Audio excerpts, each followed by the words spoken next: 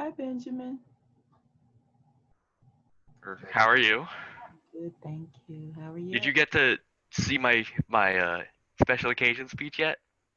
I didn't review it, but I saw that you submitted it. All right, so you haven't read it yet. All right, Yeah. it's weird. I did it directly how you said in the lesson. Uh-huh. So it checks all the marks. I did it correctly. It is just Okay. a very weird speech, and I'm very proud of it. Okay, good. All right.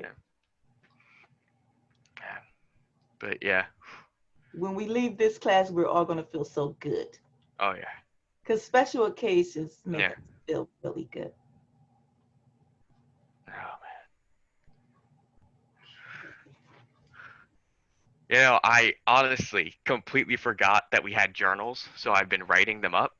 Okay. But luckily, so we have a group chat with most of the class, so I can go week from week and actually see my thoughts Oh, of what okay. we've done.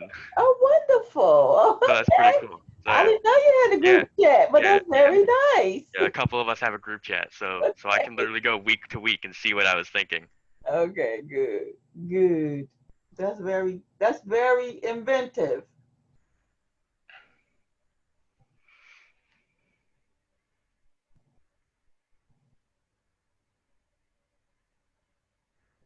So do you have any plans for break? No, not really. Yeah. It's a nice, quiet holiday. Yep. Getting ready for my next class. Yeah. Yeah.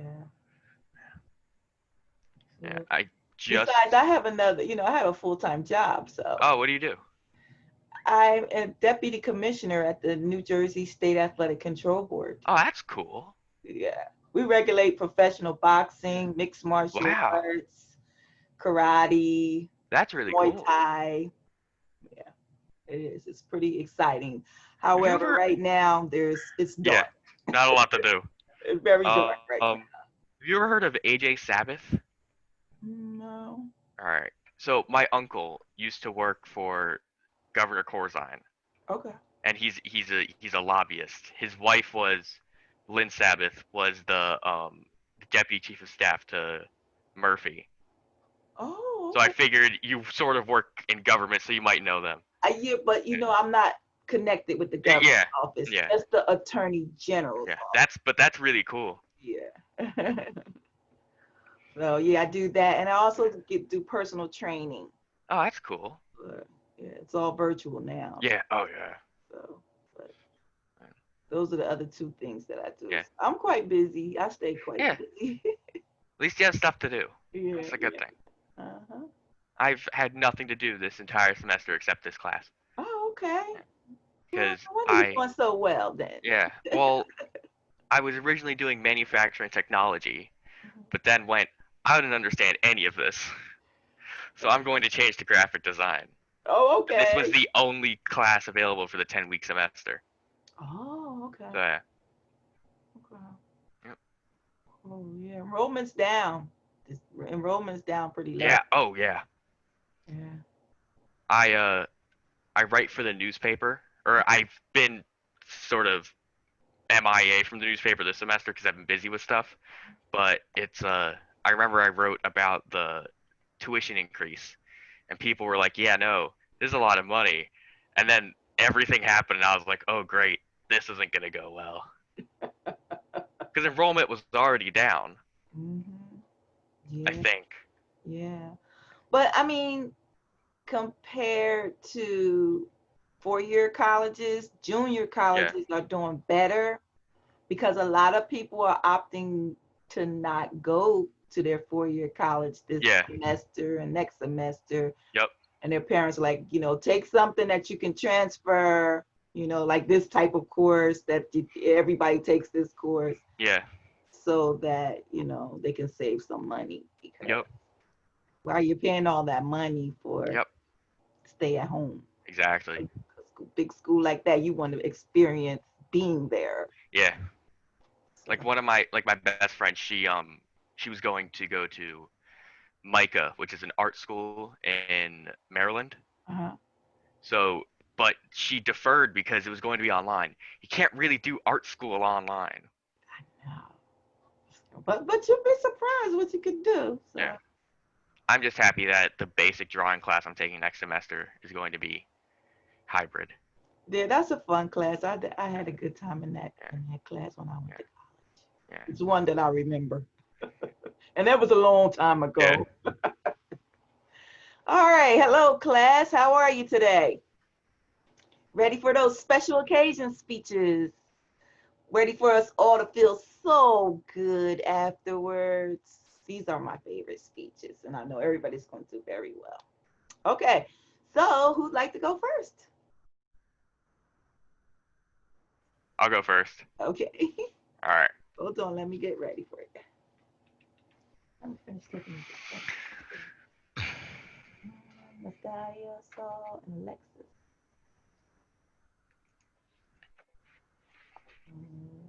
All right. Just let me know when. I will. Um, Saul, Benjamin,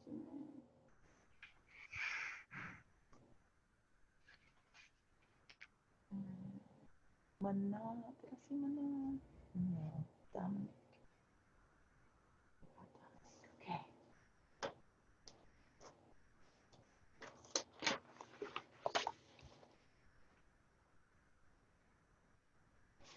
Okay, we're ready. All right.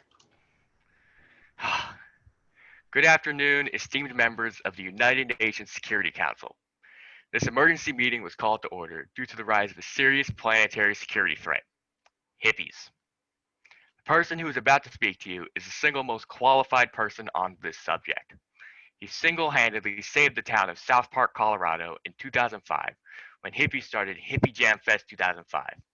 At first, hippies were only infesting homes, but when the mayor of the town approved their permit for a small concert, the hippies took advantage to say the least. They ended up having a hippie jam fest 14 miles in diameter and 500,000 hippies thick. But this fourth grader saved the day by doing something extremely imaginative. Based on his qualifications and experience in dealing with hippies, I now welcome to the stage Eric Cartman of South Park, Colorado.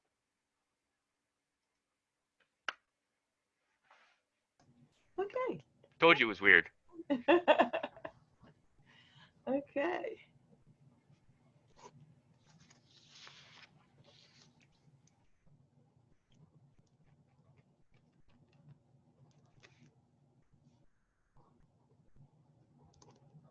Who'd like to go next?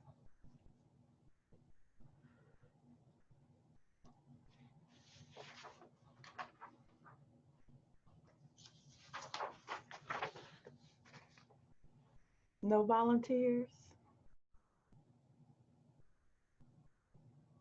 Manon, we can't see you. And Alexis, we can only see your nose and your eyes. There we go. Okay. When we're ready to, you're ready to speak, you have to come down a little bit so we can see your whole face.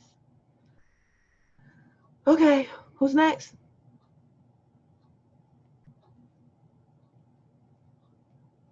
Natalia, you ready? Sure. Okay.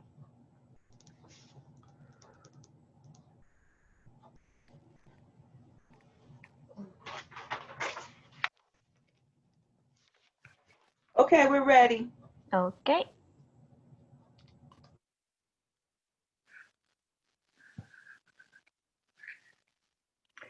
Good afternoon, everyone attending this event. Really glad that we could keep this event as an online ceremony for the safety of everyone. I hope that everyone present and your family stay healthy. This was something that I didn't really expect when me and my team started this project. Thank you so much, Mayor Bala, and everyone in the council for deciding on granting us the key to the city of Hoboken. Really thankful for this recognition. This will be used as a motivation to keep us going. This project started as a personal need to keep our streets clean and preserve them for a long time, as well as preventing more serious flooding and just being more conscious about our treatment to the environment. Ever since I moved to the city, something that I dearly really enjoyed was the sight of our streets being tainted by trash. This city is so beautiful and has so many things to offer. but it will be criticized by the looks of the streets that will be dirty by trash. Therefore, whenever I went out for a walk, I will take with me a bag and pick any trash that will be stuck on the drainage system. Another issue, besides the looks that the streets will present, was the inconvenient flooding that will stay after heavy rain, due to the water drainage system being covered by trash. We all know the hassle of those days when the streets will be filled by rainwater, our cars having to drive through those streets, and just how all that affects our daily life. Another thing that was the reason for this project, it was keeping the city as clean as possible, as well as my duty to the environment. Me and others have agreed and joined effort. Our work started by simply taking a bag whenever we went out for a walk and pick up any trash that we saw on our way. Eventually, 5 people turned to 15, and continuously more joined us. Currently, our team consists of 7 leaders and overlooks the help of 20 people, each of us working at 7 different spots in the city. Even though it was brought up in a talk between friends, it really is thanks to the rest of the community that joined us that we can make such progress and achieve such results. This doesn't stop here. We do plan on extending this project to other cities that need it and have people interested in helping. Lastly, I encourage everyone here today that whenever you go out for a walk or any other exercise outdoor, please bring a bag with you and pick any little trash that you find in your way. Remember, that very little help counts.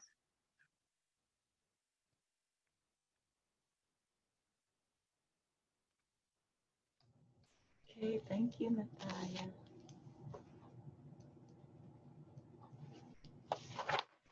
Okay, who's next?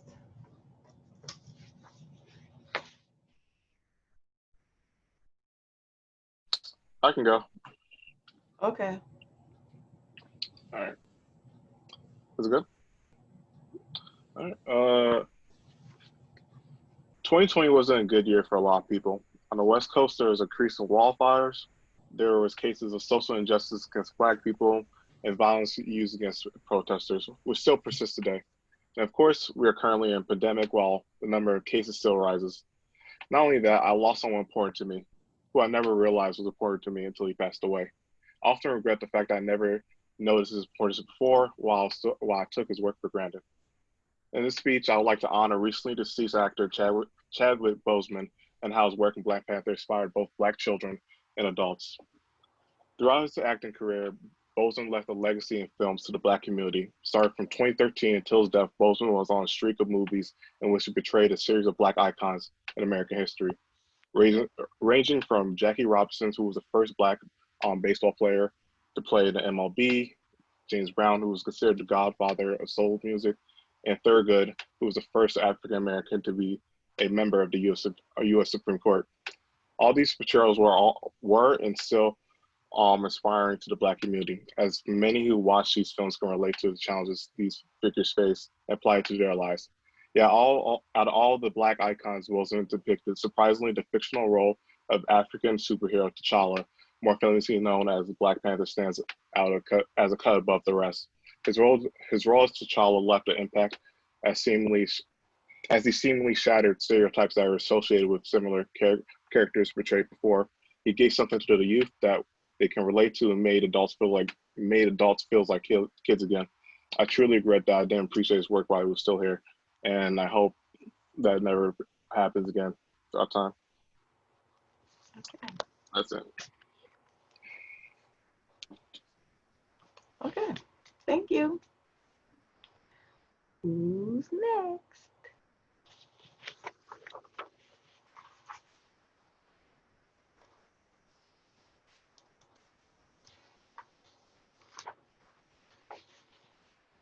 Manon, since you gave me a big smile, we'll let you go next.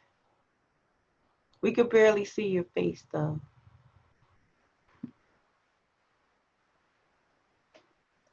I've been having a problem with finding my speech on my email. Can I have like 5 minutes? Okay. Okay, sure. Thank you. All right, Alexis, you're up.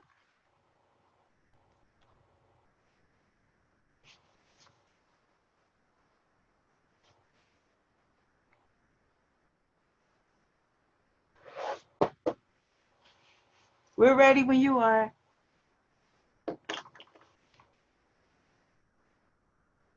Alexis, are you there? Okay.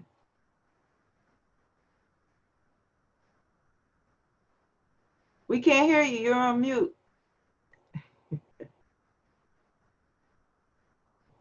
Sorry, I didn't realize you were talking. I love those windows. I'm so sorry. Thank you. Okay. All right. Sorry, hold on. I'm on the wrong thing. Okay. Welcome, everybody. Please be seated. I would like to thank everyone for joining us here today under these unusual circumstances. I know when Christy and Lauren started planning their wedding, they never imagined they would be getting married in Christy's backyard with me officiating the ceremony. This day, however, is not about where Christy and Lawrence profess their love to each other, but rather it's about the act itself. Here the two of you stand in front of those who mean the most to you, ready to commit yourself to each other for the rest of your lives. You are surrounded by family and friends, some of whom are here physically, and those that are here in spirit, surrounding you with their love as you start your life together as a married couple. Deciding to get married is a big decision. It means you are no longer individuals. It means deciding things based on what is best for us rather than what's best for you. It's about sharing the rest of your life with someone not only during the good times, but in the not so good times. I read a poem that spoke to me about what marriage is, and I want to share it with you. In marriage, we say not only, I love you today, but also, I promise to love you tomorrow, the next day, and always. In promising always, we promise each other time. We promise to exercise our love, to stretch it large enough to embrace the unforeseen realities of our future. We promise to learn to love beyond the level of our instincts and inclinations, to love in foul weather as well as good, to love in hard times as well as when we are exhilarated by the pleasures of romance. We change because of these promises. We shape ourselves according to them. We live in their midst and live differently because of them. We feel protected because of them. Our souls are protected. Our hearts have come home. When you asked me to officiate your wedding, I was thrilled.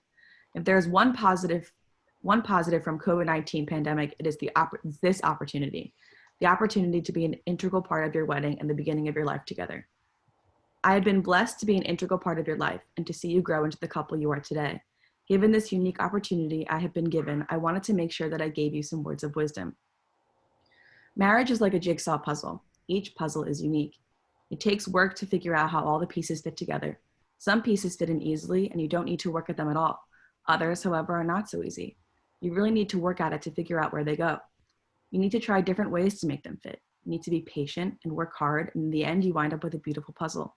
The two of you need to figure out how your pieces fit together. Sometimes this will be easy, but sometimes you have to work at it. This is your unique puzzle, and only the two of you can complete it. What I do know is that based on what I know about the two of you, it will certainly be beautiful when it's done. Christy and Lawrence, my hope for you is a long and healthy life together. I know that you will both do whatever it takes to create a lasting partnership. I am beyond honored to have been able to stand here and marry the two of you. I can't wait to see what is in store for you both. Good luck and congratulations. Thank you. All right. Thank you. I think that's the first time I had a wedding officiant. All right.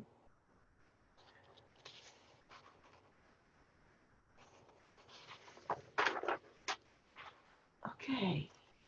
Who's next?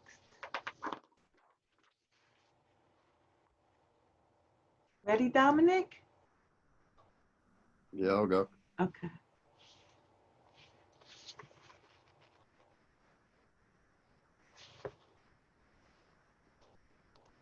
We're ready. Okay. Hi, everyone. I just want to thank all my family and friends for attending my special graduation party for me. I am honored that everyone took time out of their day to come and celebrate with me on this special day. My appreciation is not just about this day, it's also about all the love and support that everyone has shown me throughout the years. There are times that I thought this day would never come. Now that it's here, I want you to know how important it is to have you here to enjoy this time with me. I just want to take a minute to say a special thank you to my mom, and I want her to know that if it wasn't for her, I wouldn't be standing here today. Since I was little, she has always given me the love and support that I needed, whether it's for something big or something small, and she has always given me words of encouragement. Along with my mom's support were my friends, who are always there for me no matter what. So I just want you all to know how much I appreciate all of your love and support, and I will make everyone proud of me for years to come.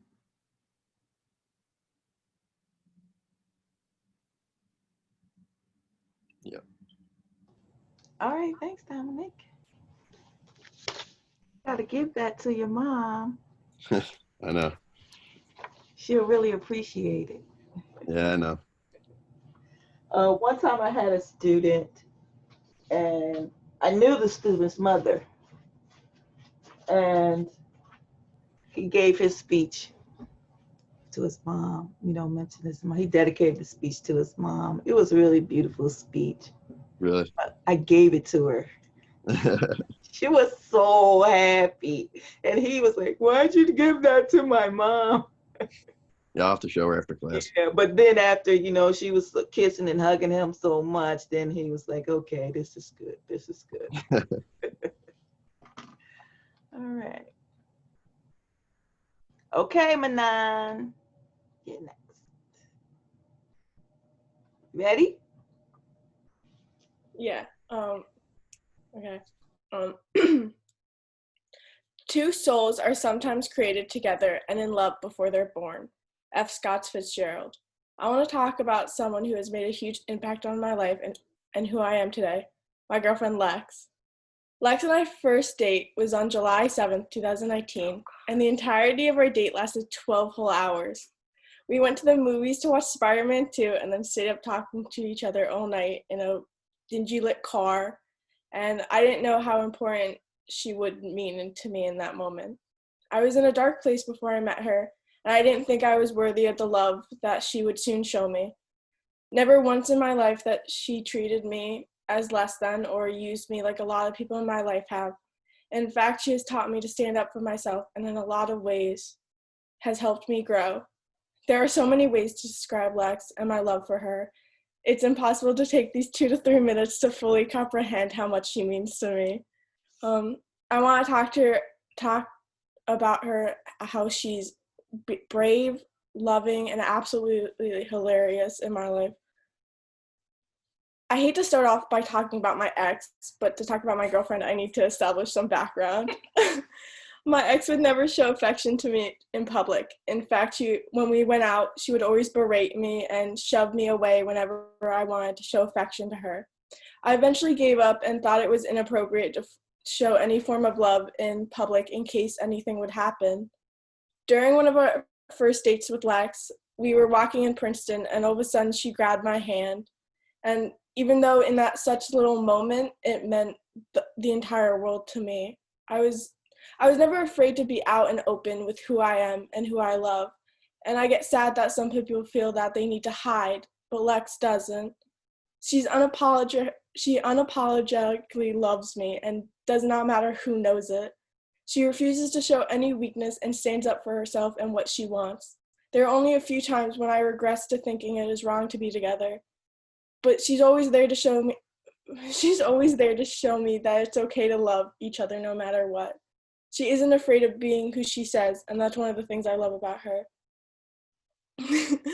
Can I just say, she's gonna hate me saying this, but she is the most loving person. Like, she's a giant teddy bear. She loves me in such a pure and genuine way that I can never express how much she loves me. In fact, sometimes she will call me crying because she saw something on TV that made her soft, and she wanted to tell me that she loves me. There are so many ways that she tells me she loves me, whether it's her gift-given words of affirmation or, most importantly, her quality time together. I've never had to question my love for Lex and whether she loves me back, because she shows me it 10 times a day. She supports me in everything that I want to do and knows I always have her in my corner. I know I annoy the hell out of her, like, let's be real. But she loves me to hell and back, and I'm way too childish, but she accepts me and continues to show me every single day. And now the first thing I liked about Lex is that she made me laugh. On the first date, we stayed up laughing all night long, and I mean straight up, not fake laughing. It's so hard to meet a genuine, quick-witted person like Lex. Whenever I'm upset or whenever it never lasts because she always does things to make me laugh or cheer me up. Even in little arguments, they never take forever because we always end up laughing one way or another, and we completely forget why we're in the argument in the first place. I've never met anyone that can make me laugh as much as Lex. She can give me one look and I can burst straight out laughing, and the amount of inside jokes that we have is enough to fill a whole book. My girlfriend is the most significant person in my life because she's brave, loving, and literally hysterical.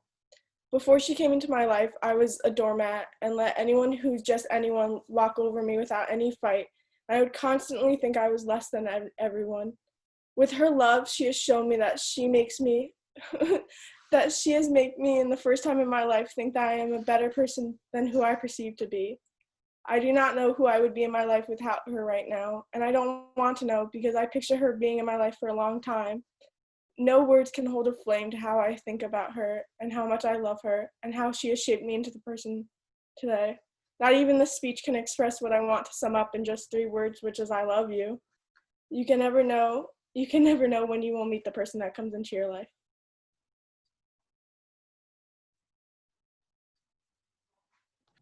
All right, thanks, Milan. And thanks, Lex. All right, you gotta tell her. Is she there? Good, good. I'm glad she heard it. All right. Okay, so I think that's it, right, for all the special occasions. So we can start right in with the informative.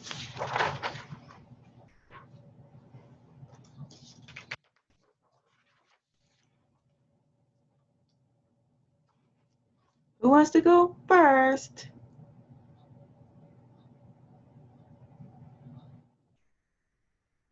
Are we supposed to be doing affirmatives? Informatives. Choose them now. Informative, yeah. Okay, I'll go. Okay. So when I was growing up, I wanted to be a professional athlete for my career path. I didn't have a particular sport in mind at the time. It could have been soccer, football, track and field, or anything else. I just wanted to have it as an occupation. I know it's very general and cliche, but in all honesty, who wouldn't?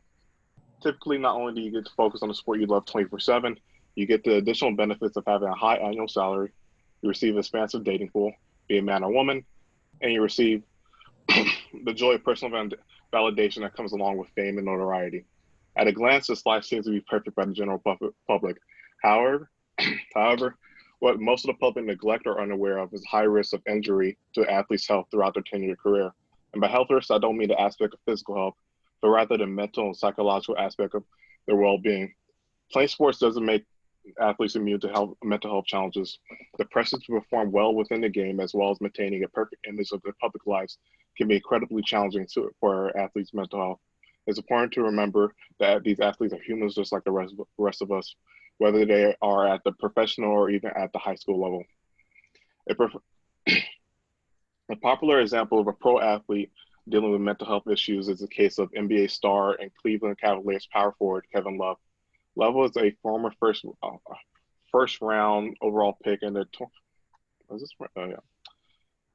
the 2008 NBA draft. He was drafted by the Minnesota Timberwolves and instantly reached incredible success in the NBA. However, relatively out of nowhere, in March of 2018, Love released an article documenting his experience of panic attacks during the ongoing NBA season. He explained how both journalists and social media criticizing his efficiency as a player had been weighing more heavily on his mind than usual. The pressure from team management to coaches, even his teammates, weighed heavily as well. As with most people who face mental health issues, Love also thought about opening up. However, he thought it was a sign of weakness. Love assumed that the criticism would only escalate due to the key role that he served on the team. As with most other athletes, men especially, he just preserved and decided that a person of his stature would be able to pull through on his own. But like most cases, Love also didn't realize the importance of mental health until he had his own experience, which scared him. In just the 10th game of the season against the Atlanta Hawks, Love faced his first panic attack. He knew something was wrong before the game even began, as he was nervously shaking ever since he arrived in the arena. He kept pushing forward. Because of his game suffered, and he soon had a meltdown.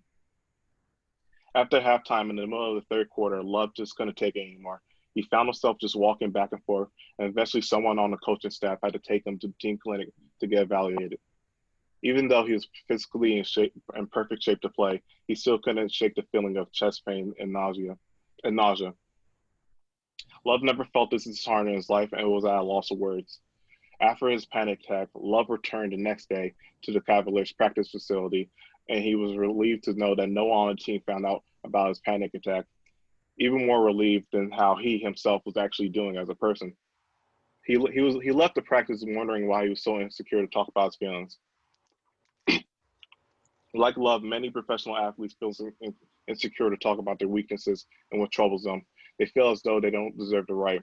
To an athlete, the sport is all that they can worry about. If they have some sort of weakness that bothers them, they feel as though they shouldn't talk about it because it will make them feel like they're weak and unreliable. Among professional athletes today, data shows that up to 35% of professional athletes suffer from a mental health crisis, which may manifest from stress, eating disorders, burnout, or depression and anxiety. But what most of these athletes don't realize is only until they open up that they can change the lives of many people, including themselves. Also, at the moment, approximately 46 million people are living with mental illness in the U.S. Athletes are no stranger to be included within the stats. That means there are 1 in 5 teenagers and adults who are living with mental health conditions at some point in their lives. Due to the vast majority of circumstances within a person, there isn't a definitive answer to when one could develop signs of a mental health disorder. But studies have shown that the age of 14 is generally when most students, typically in high school, issues start to surface. Possible reasons behind the development issues in students may stem from bullying, uncertainty as one future, or even social integration. As well as being a regular student athletes also have the additional pressures of obtaining their classwork and grades on top of practices and training for games. Add on the weak and soft stigma that is associated with these feelings of stress and or depression, it can soon manifest as a recipe for disaster. A recent example of these emotions being bottled up and untreated mental issues is the unfortunate death of Bryce Gaudy. Gaudy was a 17-year-old athlete from Florida who had recently committed to Georgia Tech in 2019. He was a standout wide receiver and was considered one of the leaders of his high school football team. Peers and coaches even commented, saying that he had a positive outlook of his future. However, that was just the persona Gaudy portrayed to the public. Despite all the acclaim he received for being a four-star recruit, Gaudy's personal life wasn't as glamorous. Around the time of his death, his family was struggling with homelessness and financial destitution. During that time period, his behavior had grown more peculiar and visibly different than before to his friends and immediate family. His mother claimed that due to the stressful circumstances that the family were dealing with, he became paranoid and panicked. The mother, who was also dealing with stress as well, harked back to the last word that she had with her son, Bryce. In their last conversation, Bryce expressed feelings of uneasiness towards his mother as he questioned if she was going to be all right, to which she replied yes, as a hope that her son would feel somewhat relieved from her answer. Soon after our conversation, Bryce took a walk and committed suicide. He stepped in front of a freight train that was going by and passed away. The mental pressure on athletes is seemingly increasing. Most athletes take an approach where they don't open up and keep to themselves because of fear of how they'll be looked at. College athletes face even greater pressure because of the factors that are weighing on them. A lot of people look at being open about mental health as a sign of sign of being weak, but the failure to realize it is even bigger. We create a stereotype where it's not okay to open up and be free of our emotions.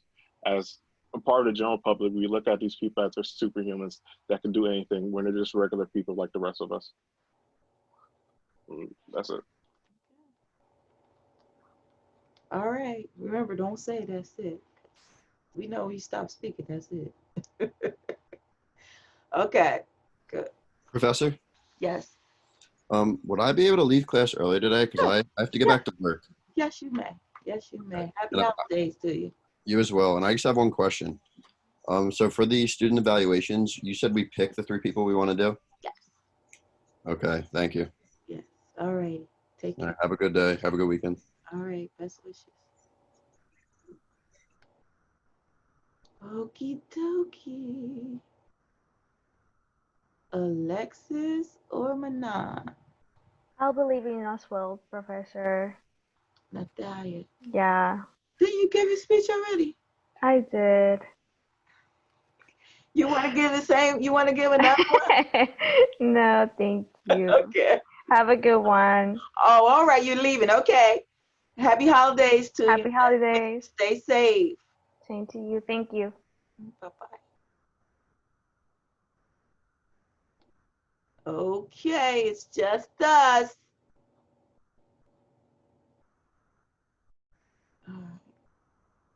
All right, I can go. Okay.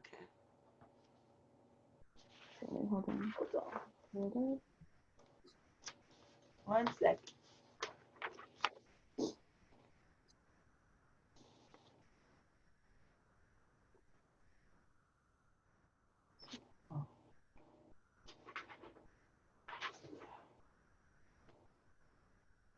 Two. Okay, we're ready. Okay.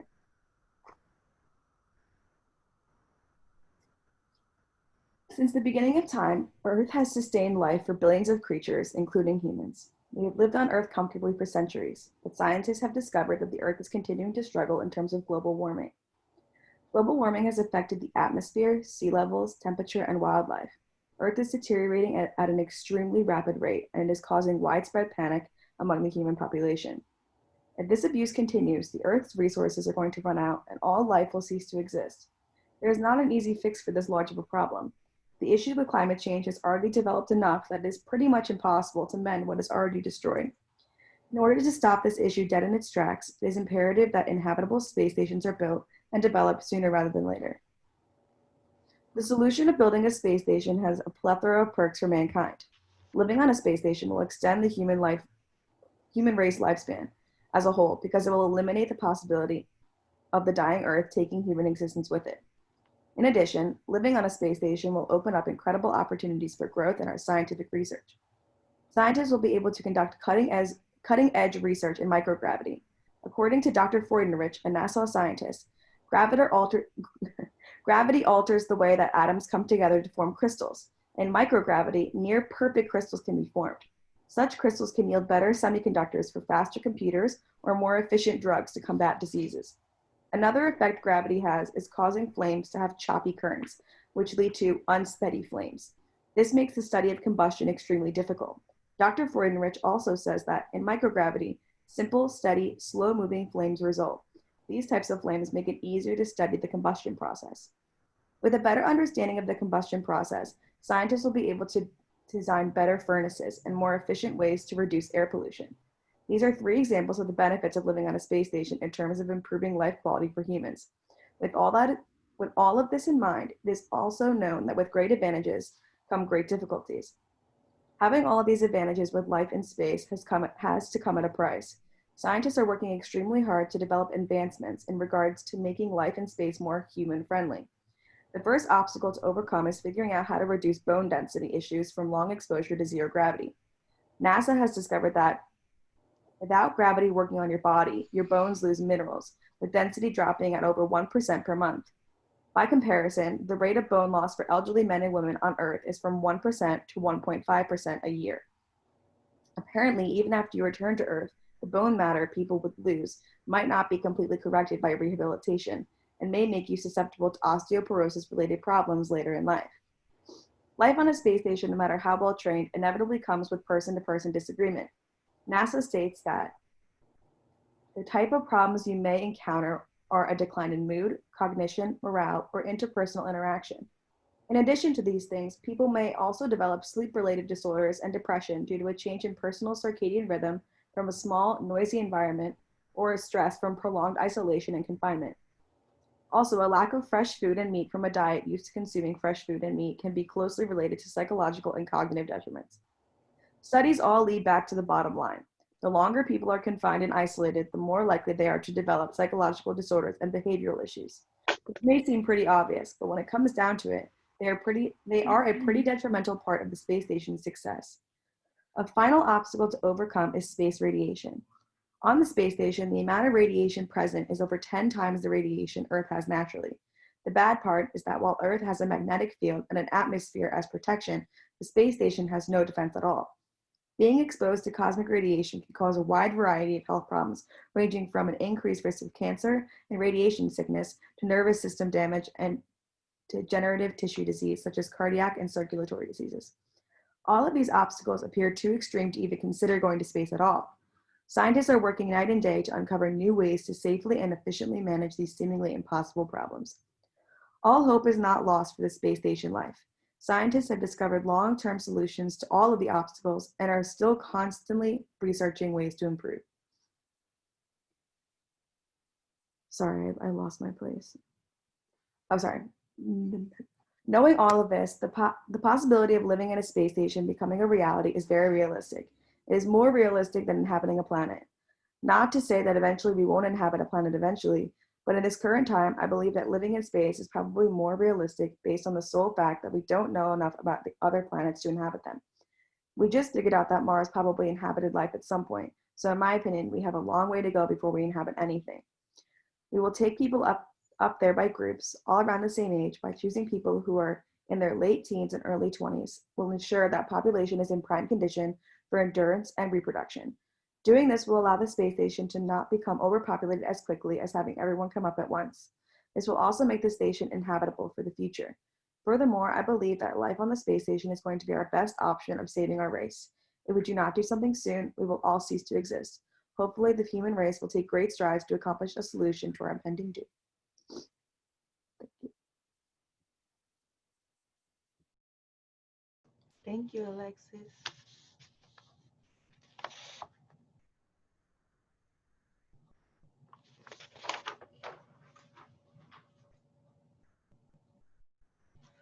Okay. Manan.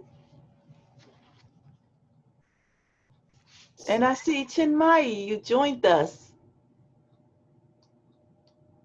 Let's see your face. Chinmai, are you there?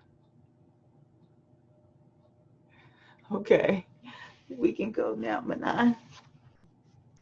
Yeah. In 2004, a report commissioned by the Pentagon warns that climate change represents a greater long-term threat to the U.S. national security than terrorism. The environment is such an important aspect of our life that people take advantage of every day, and it has to stop. People don't realize what their actions are doing that are heavily impacting our planet. We have to start caring about how we are affecting the environment, because if we don't, it will affect how we live the rest of our lives. There are plenty of ways to aid in the fight to save our planet, but not a lot of people know what they can do, so they don't do anything. In order to start caring about our Earth and the environment, you need to know about how recycling helps mitigate the greenhouse effects and the impact of a less meat-based diet.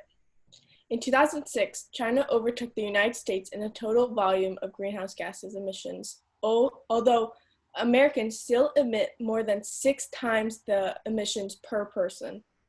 But what is so important about greenhouse gases? Well, greenhouse gases can absorb and hold on to the heat from the sun, so they help regulate the Earth's climate.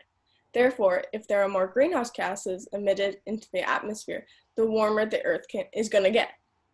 In order to stop these gases from going into the atmosphere at an alarming rate, we can use recycled materials to make new products, which then reduces the need for the raw materials that release the gases. Recycling is so important in helping the environment because recycling aluminum can reduce the energy consumption by 95%, about 70% for plastics, 60% for steel, and 30% for gas. This has a huge impact on the smog and acid rain that is plaguing our Earth. Not only does it reduce energy consumption, but not many people realize that recycling reduces the amount of waste sent to the incinerators, lowering the greenhouse gases emitted when the waste is burned. When people throw out trash, it has to go somewhere, most likely to the incinerators, trying to wheedle down the trash. However, When these plastics and other materials are burned, they send off toxic gas like hydrochloric acid that can highly be harmful to humans breathing in the gases. That means when you don't recycle, you're potentially causing harmful toxins that we breathe in. Now you can help prevent greenhouse gases by recycling everyday household items. You should really look at what you're putting into your body food-wise. You may not believe this, but what you eat and put in your body is heavily infecting the environment and earth around us. A lot of people are meat eaters, and also I'm guilty of liking a well-cooked steak here and there. But the livestock sector, aka raising cows, pigs, and chickens, greatens as much greenhouse gas emissions as old cars, trucks, and automobiles combined. It's hard to think that when you're stuck in rush hour traffic bumper to bumper with so many cars that the industry that you are putting in your food creates the same amount of greenhouse gases. A less meat-based diet will cut away from the greenhouse toxins that we are creating. More than a third of all raw materials and fossil fuels consumed in the US are used in animal production.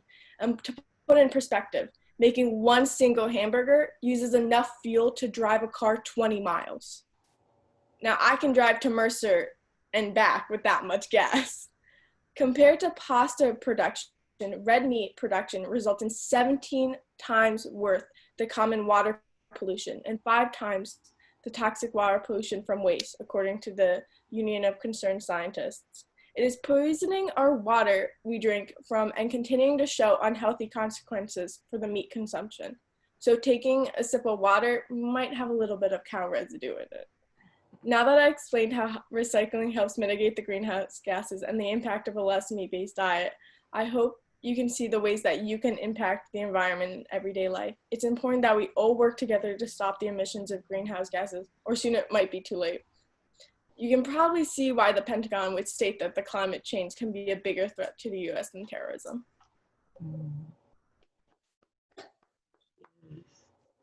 I had another student give a similar speech, and she talked about all the water that's used to make a hamburger. It was amazing. And she gave that same statistic about the cars and how much, one hamburger is worse than all the cars together. That's like crazy. I know, it really is. And you never think of that at all. You just never think of it.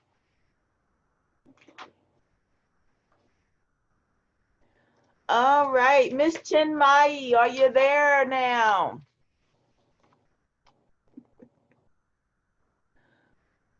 You're still on mute. Are you there? Going once?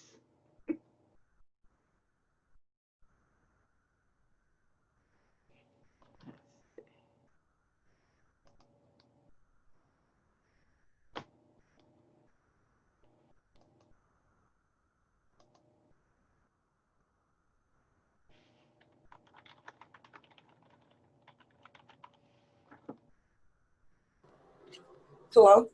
Okay. I'm sorry. The whole time I thought I was not on mute because I'm on my own. All right. Okay. So you want to give your informative first? Or you want to just go straight to your special occasion? Is there like any way I could like perform, like do it on like alone to you, or like, because I know we have a journal and the test Tuesday. No. No, today was the last day. I just came in to see like other people's Okay. All right. That's fair enough. Just all right. So that means we're all done, students. We're all done. We're at the end. It's been a pleasure being your instructor this semester. I always learn so much from my students. You help me to make my next classes better. So thank you for that. And thank you for your participation. And I want to wish everyone a very happy, healthy, joyful holiday season. Stay safe. Don't forget your exam next week. And I'm going to miss you. Take care. Thank you, Professor. Thank you. I hope you have Bye, a really happy Professor. holidays. Thank you. Thank you very Happy much. holidays. Thank you so much. All right. Bye, Professor. Bye-bye. Take care.